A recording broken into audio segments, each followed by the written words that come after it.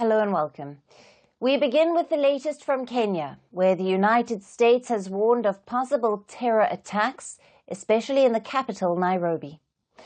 Now, the U.S. Embassy in Nairobi has issued a security alert, warning its citizens in the East African country.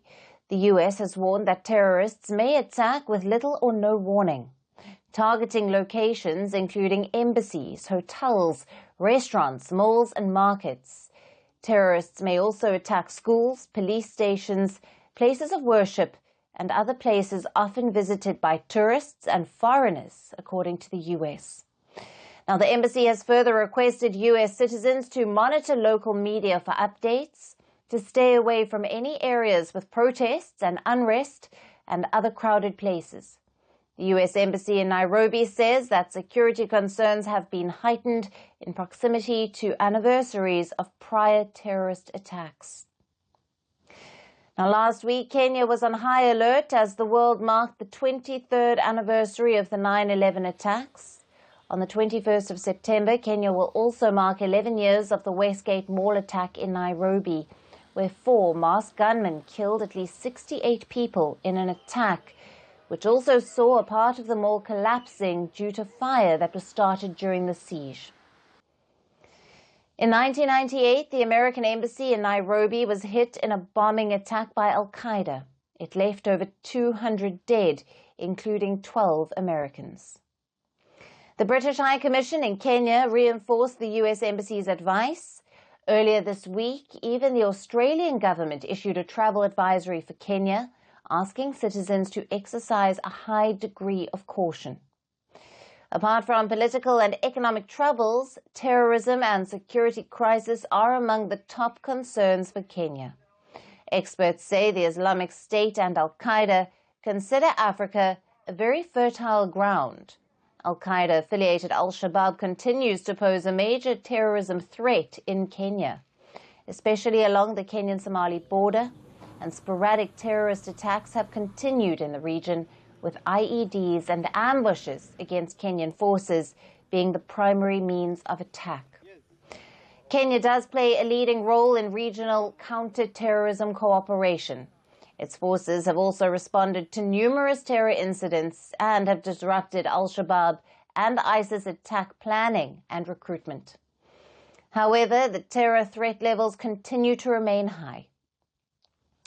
Now, for more on this, we have with us Dismas Mukua, a political risk analyst who is joining us live from Nairobi, Kenya. Thank you for being with us. Thank you very much.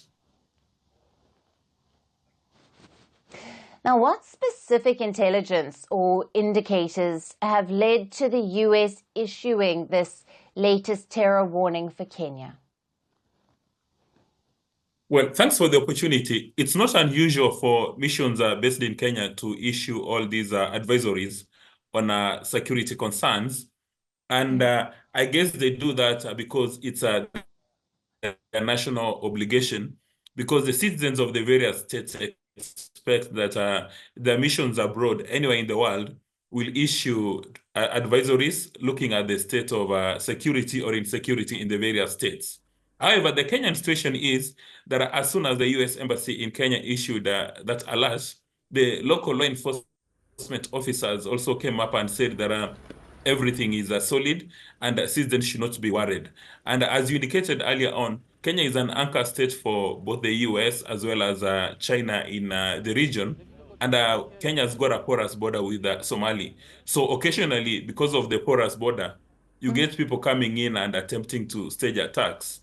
But one can confidently say that over the last 10 years, the local law enforcement officers have been able to nip so many of the planned attacks in the bud, and we've not had major incidences of terrorism attacks. However, the local law enforcement officers have indicated in black and white that everything is under control and Kenyans should not be worried.